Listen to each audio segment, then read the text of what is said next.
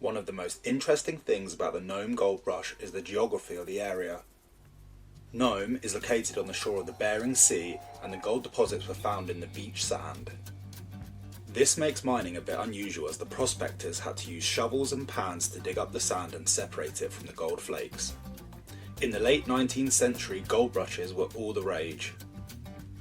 One of the lesser known but significant rushes was the Nome Gold Rush, which took place in the North of Alaska at the turn of the 20th century.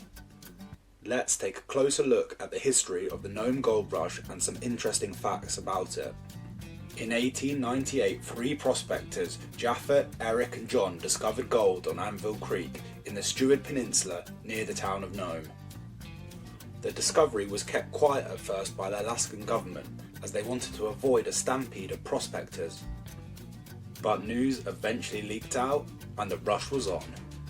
The Nome Gold Rush attracted thousands of prospectors from all over the world, including Europe, Asia and South America. Some of the more famous prospectors included Wyatt Earp, the legendary lawman of the American West, and Roald Amund, the Norwegian explorer who later became the first man to reach the South Pole. One of the challenges in mining in Nome was the extremely harsh climate. Winters were long and bitterly cold, with temperatures regularly dropping below zero. Despite this, the miners persevered, and by the 1900s the population of Nome had grown to over 20,000. As the gold rush continues, the mining methods became more sophisticated. Dredges were brought in to mine the beach sand on a large scale, and the prospectors also started to explore the hills and valleys in the area. The gold rush peaked in the 1900s when over 2 million worth of gold was extracted from the area. This gold rush has had a lasting impact on Alaska. The influx of people helped spur the growth of other towns and cities near the gold. It also helped play a role in the eventual statehood of Alaska in 1959. Today, Nome is still an active mining town, although the method of minings have changed significantly since the early days of the gold rush. Today, mining companies use heavy equipment and industrial scale methods to extract gold from the sand.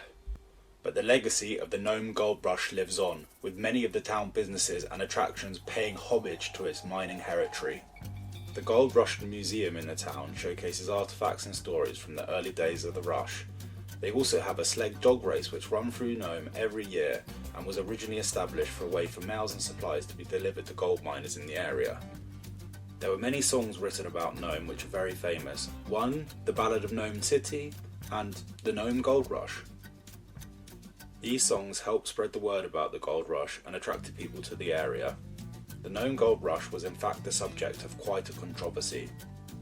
The influx of prospectors led to tensions with the native people who lived in the area, and these conflicts were over land and resources. The US government eventually established a reserve for the native people in 1909.